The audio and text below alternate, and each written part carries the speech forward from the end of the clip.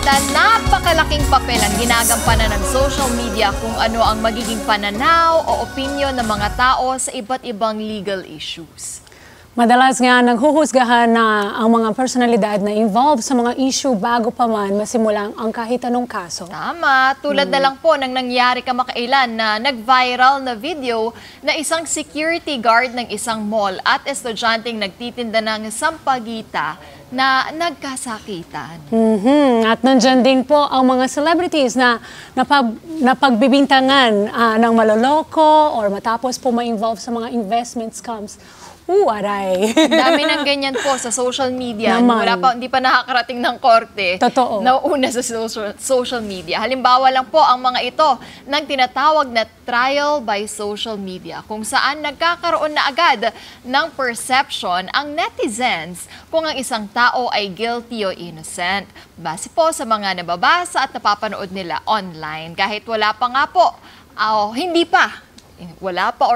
pa tapos ang kaso. Ganun ba talaga kalakas ang influence ng social media pagdating sa usapang legal? Pwede bang magamit ng mga ebidensya sa mga korte ng mga videos, photo at impormasyon na nakuha online? Ang mga tanong na yan, hindi po namin yan masasagot. Sasagutin yan ng ating bisitang abogado na si Attorney Joseph Noel Estrada. Dito sa Legally Yours. Good morning, Attorney. Welcome back. Welcome back po. Sa inyong mga kada. Magandang umaga po sa inyo. Attorney, nakita mo naman narinig mo yung mga katanungan. Medyo madami-dami ito. Diba? Unahin na natin. Kung totoo ba yung sinasabi nilang trial by social media at nakaka-apekto ba talaga ito dun sa magiging outcome sa isang kaso? Okay. Meron na tayong tinatawag na trial by social media. Ngayon dati, trial by publicity lang. Malaking bagay din talaga yan, yung opinion ng mga tao. Pero syempre, hindi mo naman mapipigilan talaga ang opinion ng publiko eh. 'Di ba? Kasi part yan ng freedom of speech and expression. True. Lahat tayo pwedeng magbigay ng opinion sa lahat na nakikita natin, napapanood natin. Pero syempre, may hangganan din yan, no? Like all other rights, hindi naman po yan absolute. Meron syempre mga limitations dyan. Halimbawa, kung ang iyong pagbibigay ng opinion sa social media ay may halong malis or paninira na nung tao, ay hindi na yan protected speech, yan ay libel or cyber libel na. Na pwedeng makasuhan ka Pwedeng makasuhan ka din. Kahit nag-comment. Kahit nag-comment. So depende dun sa yung sa nilalaman ng iyong post, no, ng pagbibigay mo ng opinion. Pero as a general rule, kung ikaw ay nagbibigay lang ng opinion sa mga whether tama or mali yung opinion mo, opinion mo 'yan, di ba? So parang karapatan mo magbigay ng opinion. Pero pag ikaw ay naninira na ng tao, at lalo na kung hindi totoo yung sinasabi mo, ayan ay cyber libel na kung sa social media. That's very complex, no, attorney? Totoo. Kasi ito, bago pa lang, diba? Dati, like you said, no, trial by publicity. Ngayon, talaga iba na siya. So, ang next na tanong natin, yung mga video at photo at impormasyon na nakuha online, pwede ba magamit bilang ebidensya sa korte? Halimbawa, ikaw ay nakuhanan ng photo or video na meron kang ginagawang mali, no, or crime, no, sa isang tao. At syempre, nakuhanan ka ng video, no, nang walang paalam sa iyo, maaari pa rin magamit yan as evidence sa korte. No? Kasi meron tayong electronic evidence na tinatawag. At nag-rule na rin ang Supreme Court, no, sa ganyang mga kaso. I think yung latest yung Kadahas versus People of the Philippines na ginamit yung messenger chats. Sinabi ng Supreme Court ay maaring magamit yan na ebidensya sa isang kaso na may kinalaman sa crime. Pero hindi lahat po nagagamit. Hindi lahat. Pero alam mo, kasi pwede mong i-introduce yan as evidence. Ang tanong is, yan ba ay bibigyan ng value? No? Yan, ikaw ba ay maaring makonvict dyan? So, I think anything can be introduced as evidence sa korte. Pero depende sa pagtingin ng husgado. Yan ba ay reliable? Kasi minsan, kumuha ka ng screenshot sa Facebook or social media. Ang daling kasi ngayon mag-edit, di ba? Totoo. Actually, totoo, attorney. So, syempre yung husgado, talagang bubusisiin yun na accurate ba yan? True. Hindi ba yan na-tamper? Or ano yung kabuuan ng video, no? So, mga ganong bagay, syempre. At madalas ngayon nating naririnig, Ems, ito yung pasensya kayo if I will say this wrong and you correct me, attorney, please. Ito yung legal term na writ of habeas data. Tama ba yung Habeas pagkakasabi data. mo? Habeas Ayun, Parang mas habeas maganda pag ikaw ang nagsasabi.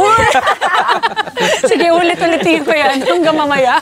Ano po ba ito, attorney? Para mas maintindihan Yes, ng mga kada natin. Kasi usually naririnig natin to sa mga news, balita. Eh pag narinig natin, parang gusto natin mas maliwanagan pa tayo. Ano ba ito?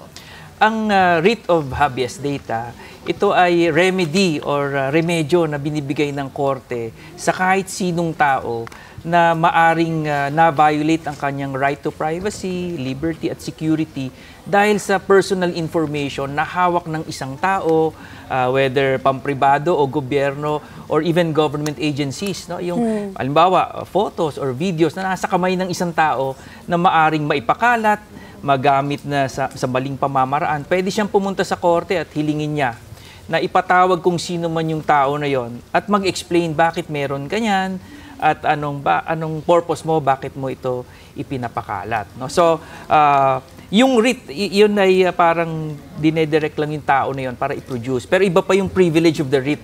Pasensya na ano kayo. naman ito? Pasensya na kayo Ikwento sa namin. masyadong Hindi, we legalist. wanna know. Tissue, please. Hindi. Ito Walang parang mas everything. ano lang din tayo, mas maalam, informed, aware oo. tayo. Oh, ina-explain ko to kasi yung iba, ang inisip nila pagka nakapagbigay na ng writ yung korte, yun na yun, pwede nang ipatigil yung pagpapakalat at nung data. Pero iba pa yon sa privilege of the writ. Ibig sabihin ng privilege, ito na talaga yung sasabihin ng korte na dapat ipatigil or isurrender mo yung data na yan kasi wala kang karapatan. Pero yung writ, hindi pa yon ng remedy. Kumbaga, inuutusan lang or inaatasan kung sino man yung may hawak ng video or photo or personal information nung nagrereklamo na ipaliwanag bakit meron kanyan. Para maintindihan ng lahat, attorney, let's use an example na yung binanggit namin kanina na may nag-video dyan, tapos may nagbebenta ng something sa isang lugar na hindi dapat. Sino dyan magpa-file ng ano? Okay. Doon sa case na yan. Di ba katulad yan na random, na may nangyari Random. sa publiko. Oo. Uso ngayon yan, ba, dashcam, o ikaw may hawak ka cellphone, may nakita ka, parang Naman. may Oo. nadugutan o may Binidyo mo na nag-aaway, Siyempre may binidyo mo. konting chismis, i-video natin ng konti, di ba? Kahit Kasi pang pamilya i-upload. lang, uy, kasi Kasi ano gusto ganun. natin Pero mauna tayo, di ba? Pero i-upload yan sa social media. wag sana i-upload. Huwag sana i-upload. So, katulad ng nasabi ko kanina, freedom of speech and expression, may nakita mo yon, ipopost mo, i-share mo, maaring wala ka pa namang nalalabag doon na, na batas. Kasi yung ding nakuhanan ng video, lalo na ikaw ay nasa pampublikong lugar, syempre, dapat maingat ka din. Yes. No? Lalo na kung gumagawa ka ng hindi maganda, you cannot invoke privacy. No? Naman, Bawa, oo. may ginugulpi kang tao, sabi mo, wala na nakakita, huwag niyo pagsabi to. Parang mali, di ba? Parang True, mali. there's something wrong there. Kaya ito gusto ko ipaliwanag, I hope I can do this in a simpler way.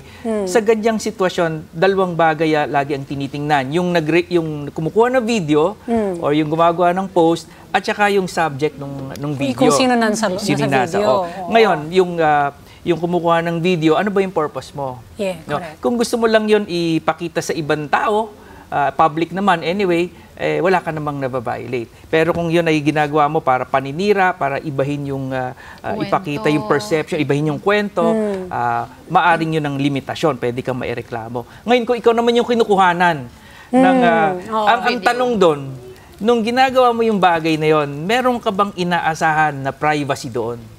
Yun nga din. Kasi Oo kung nga, no? wala, hindi cannot invoke privacy kasi there's no expectation of privacy. Wala kang inaasahan na privacy doon sa lugar na yun. Halimbawa, dito ngayon, may ginawa akong, I cannot say, kung anong ginawa ko kanina, nakakahiya yun, wag yun nang patigil nyo na yung So, hindi pwede kasi I have to be responsible. I'm here, I know this is shown Yeah. on TV, ganun din yun. No? So, Ganun din yun in dapat public. meron kang expectation of privacy. Especially when you're in a public place. Especially when you're in a public place. But sometimes, kahit nasa public place ka, meron pa ring expectation of privacy, lalo na kung ginagamitan ng technology.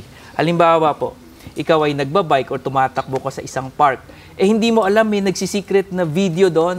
Hindi mo naman siguro aasahan na sa lahat ng lugar merong secret cam, di ba? Yon, pag ikaw ay nakuhanan, lalo na kung medyo bastos or malisyoso yung picture na kinukuha sa'yo, pwede ka magreklamo, violation of your the safe spaces. Dahil hindi ka aware. Kasi hindi ka aware. Kasi kahit public place yun ba, hindi naman lahat ng public place merong secret camera, di ba? So yun. So, pwede rin pala. Pwede rin. So, paano mag-iingat yung mga kada natin sa pagpo-post, pag-upload ng mga ganitong klaseng video na halimbawa may nakita lang sila or sa dashcam nila, di ba? Alam nyo, talagang yan ay very sensitive na bagay kasi dapat babalansihin natin yung freedom of speech and expression, press freedom, yung pagre-report ng mga nangyayari kasi yan ay nakakapag-deter or iwas din ng kriminalidad nakakabawas ng kriminalidad yan 'di ba? Pero at the same time, babalansin din natin yung right to privacy ng mga tao. So, ang aking advice palagi sa mga tao is do not overshare information about yourself. Kung hindi ka sigurado, wag mo nang i-share. Lagi mong titingnan lagi mong babantayan ang iyong pampribadong impormasyon. Wag ka na mag-share kung hindi dapat. Kung di ka rin sigurado dun sa mga sinishare mo, dapat alam mo both sides of the story. Totoo. Hindi pwedeng Correct. one side of the story lamang. Eto naman, attorney, di ba sabi nga, trial by social media, may mga taong humuhusga na doon, sinasabing guilty ka, ganyan. Pero kung napatunayan sa korte na inosente ka, meron bang pwedeng kaso dito sa mga tao na hinusgahan ka na iba yung opinion sa'yo sa social media? Wala naman sa palagay ko. Kasi alam nyo, regardless ng opinion ng mga tao, isang opinion lang ang mahalaga, yung judge, di ba, kung nakapaya yan. yes. So alam mo, paano mo pipigilan ang opinion ng mga tao, di ba? In fact, minsan kahit mayroon ng desisyon, may iba pang opinion pa rin ng mga tama. tao. Kaya alam ko, ang ginagawang practice ng ating mga korte, mga husgado, hindi sila nanonood ng news Kasi tao lang sila, maaring maapektuhan ng kanilang perception ng mga bagay-bagay. Pero again, sinasabi ko, pwede kang magbigay ng opinion, pero kung ang pagbibigay mo ng opinion ay may halong malis or ang talagang intention mo ay manira, guluhin yung proseso, yung ongoing case, ibang usapan yun. By the way, Emma, Diana, hindi basihan yung tama o mali yung sinasabi mo Kasi kahit tama yung sinishare mo, pero ang intention mo is may malis at may halong paninira, libel pa rin yan Yeah, libel So pa the rin siya. intention is really the key there. Grabe, mga kada. Napaka-delikado, napakalawak kasi ng social media, Think diba? before you click nga talaga. Hindi siya Pause cliche. before you post. Yun. Meron ba kayong dagdag na legal advice sa ating mga kada, attorney?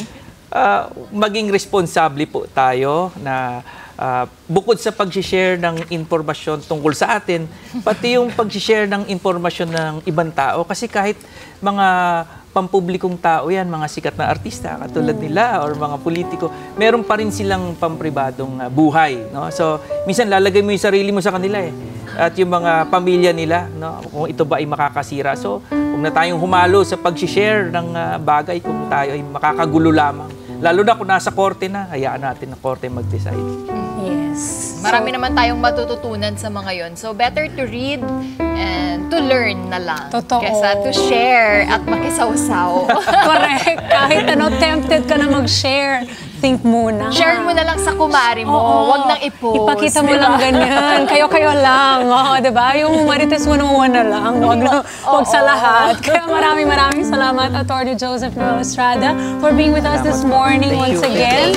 At saan ka naman pwede i-follow ng ating mga kada na gusto humingi din ng payong legal sa'yo?